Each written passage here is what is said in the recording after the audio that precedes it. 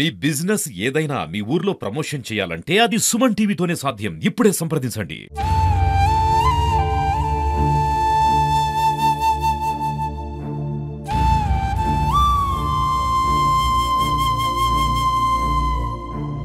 ఇంటికి వస్తా పైసలకి ఏమి ఇబ్బంది లేదు, చదువులకు ఇబ్బంది లేదు, నీ బిడ్డను కూడా చదివించుకో.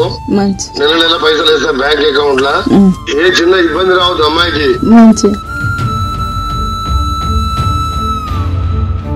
విధి ఆడిన వింత నాటకం ఆ చిన్నారిని అనాథగా మిగిల్చింది. పట్టుమని 10 ఏళ్లు కూడా లేని ఆ చిన్నారికి ఎవరికి రాని కష్టం వచ్చింది. తల్లి అంతిమ సంస్కారాల కోసం ఆ చిన్నారి పడిన వేదన, ఆవేదన చూస్తే కంట నీరు రాక మానదు. ఈ హృదయ విదారకర ఘటన నిర్మల్ జిల్లాలో చోటు చేసుకుంది.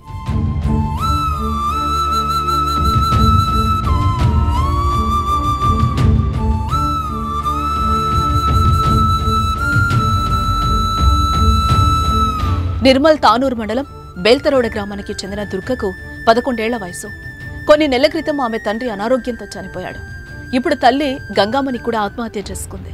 ఆ చిన్నారికి ఉన్న ఒకే ఒక ఆధారమైన తల్లి కూడా చనిపోవడంతో పాప ఒంటరిగా మిగిలింది. తల్లి అంత్యక్రియలకు సాయం చేసేందుకు ఆయన వాళ్ళెవరు లేరు. దూరపు బంధువులు కూడా పట్టనట్టు వ్యవహరించారు. దీంతో చేసేదేం లేక తల్లి అంత్యక్రియల కోసం ఆ చిన్నారి భిక్షాటం చేసింది. సాయం చెయ్యండి అంటూ గ్రామస్తులను వేడుకుంది. స్థానికులు ఇచ్చిన 10ో పరకో పోగేసి తల్లికి అంతిమ కార్యక్రమాలు నిర్వహించింది. 11 ఏళ్ల చిన్నారి తన తల్లి అంత్యక్రియల అవసరాల కోసం చందాలు అడగడం అందరినీ కలిచివేసింది. నిర్మల్ జిల్లా ముధోల్ తాలూకా తానూరు మండలం బెల్తరోడా గ్రామంలో నివాసముంటున్న గంగామణి భర్తతో గొడవపడి కూలీనాలీ చేసుకుని 11 ఏళ్ల కూతురు దుర్గతో కలిసి ఒంటరిగా జీవనం సాగిస్తోంది. ఈ క్రమంలోనే భర్త అనారోగ్యంతో చనిపోయాడు. ఆ తర్వాత కొన్నేళ్లకే ఏ కష్టం వచ్చిందో తెలియదు కానీ చిన్నారిని ఒంటరిని చేసి ఆత్మహత్య చేసుకుని చనిపోయింది తల్లి. దీంతో చిన్నారి దుర్గ ఒంటరైంది. పాపం చిన్నారి ఏం చేయాలో తెలియని దీనస్థితిలో కూర్చుంది. ఓ పక్క తల్లి మృతదేహం పడి ఉంది. అంత్యక్రియలు నిర్వహించేందుకు నాన్నవారెవరూ లేరు. చేతిలో చిల్లిగవ్వలేదు. ఏం చెయ్యాలో తెలియని స్థితిలో చిన్నారి దుర్గ తల్లి శవం పక్కన కూర్చుని వెక్కి వెక్కి ఏడుస్తూ ఉండిపోయింది. సమయం మించిపోతోంది. ఆపదలు ఆదుకోవలసిన బంధువులు అండగా నిలవకపోవడంతో తప్పని పరిస్థితుల్లో తల్లి చివరి మజిలీ కోసం భిక్షాటం చేపట్టింది ఆ చిన్నారి. తల్లి మృతదేహం సమీపంలో ఓ చిన్న గుడ్డను పరిచి తోచిన సాయం చేయమంటూ స్థానికులను వేడుకుంది. ఈ సమాచారం తెలిసిన స్థానికులు పెద్ద ఎత్తున అక్కడికి తరలిొచ్చి తమ వంతు ఆర్థిక సాయం అందించారు. ఆత్మహత్య కావడంతో కేసు నమోదు చేసుకున్న పోలీసులు విచారణ చేపట్టారు. విచారణ కోసం వచ్చిన పోలీసు సిబ్బంది కూడా తోచిన సాయం అందించారు. కాగా ఈ విషయం తెలిసిన మరికొందరు ఆన్లైన్ ద్వారా చిన్నారికి తోడుగా నిలిచి అంత్యక్రియలకు సాయం అందించారు. పాపం చిన్నారి దుర్గకొచ్చిన కష్టం తెలుసుకున్న పలువురు కంటతడి పెడుతున్నారు. అండ్ మీరు ధైర్యంగా ఉండాలి, ఏం బాధపడకండి అమ్మా, మన అందరూ మీతో పాటు ఉన్నాము. ఏదో ఉంటేనే మనకి చెప్పండి. అదే సార్ వచ్చారు కదా, వాళ్ళు ఉంటారు. ఒక టీచర్ కి కూడా పంపిస్తాం. మీకు ఒక స్కూల్ తీసుకుపోతున్నారు, అక్కడ మీలాంటి చాలా మంది ఉంటారు. సరేనా? మంచిగా చదవాలి, మంచిగా తినండి. ఇప్పుడు మీ ఆరోగ్యం ఓకేనా అమ్మా?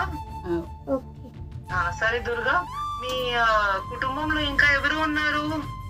చుట్టవాళ్ళు ఎవరు లేరు మీకు? బాబా పెద్దమ్మ ఉంది. ఓకే, పెద్దమ్మ అంట చేసి మీకు ఫుడ్ ఇచ్చారా? ఓకే, సరే, జాగ్రత్తగా.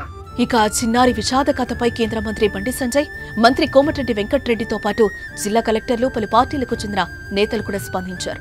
తల్లిదండ్రులను కోల్పోయి అనాథగా మారిన బాలిక దుర్గకు ప్రతీక్ రెడ్డి ఫౌండేషన్ ద్వారా మంత్రి కోమటిరెడ్డి వెంకటరెడ్డి ₹1,00,000 సహాయం అందించారు.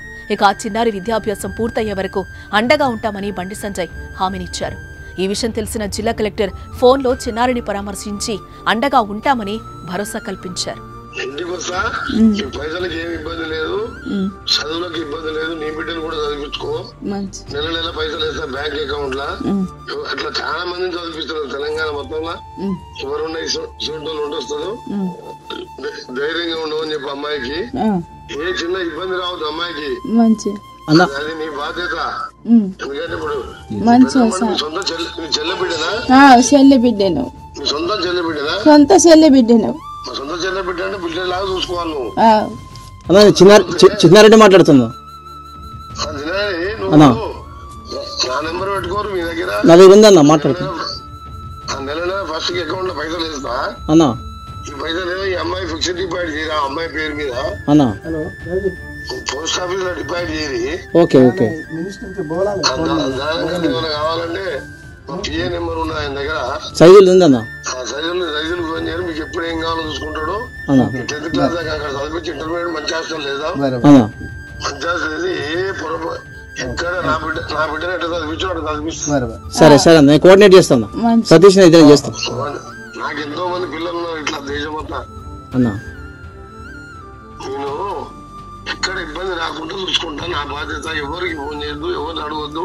అన్నా 10 మంది దగ్గర పోయి పైసలు అడగగలి. ఏ బాధ్యత నా బట్టలు గిట్టలు మంచిగా వేసుకొని మంచిగా చదువుకోమని చెప్పు. తప్పకుండా అన్న నేను తీసుకొస్తాను. ఒకసారి తీసుకొని వస్తాను. మీకు వీలైనప్పుడు కల్పిస్తాను. ఇప్పుడు వాళ్ళ పెద్దమ్మనికి కూడా చెప్పి అన్నా ఇల్లు కూడా ఎమ్మడే కలెక్టర్ గారిని పంపిస్తారు. అయిపోయి నా ఊరికి అన్నా కలెక్టర్ పంపించి ఇంటి దగ్గర చూసి అన్నా ఇందిరమ్మ ఇల్లు నా సొంత పైసలతో ఇల్లు కట్టిస్తా. అన్నా మంచిగా చూసుకోరు. జాగ్రత్త. ఓకే అన్న థ్యాంక్ యూ అన్న.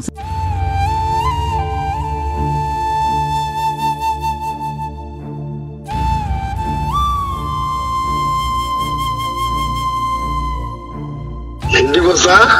పైసలకి ఏమి ఇబ్బంది లేదు, చదువులకు ఇబ్బంది లేదు. నీ బిడ్డను కూడా చదివించుకో. నెల పైసలు వేస్తా బ్యాంక్ అకౌంట్ లా. ఏ చిన్న ఇబ్బంది రావద్దు అమ్మాయికి.